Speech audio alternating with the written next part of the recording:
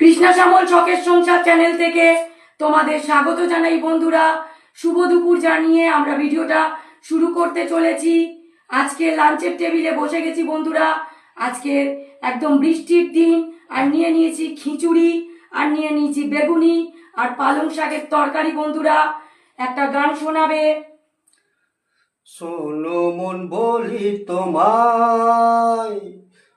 এনারা আমাকে নিমন্ত্রণ করেছিল, খাবো খাবো করছি কিন্তু খেতে পাচ্ছি না।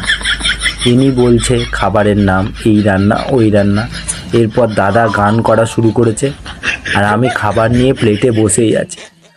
শালা আমি কি খেতে পারবো না এখন? কোন হারামজাদার পাল্লায় করে আমি এখানে এলাম আমি বুঝতেই পারছি না।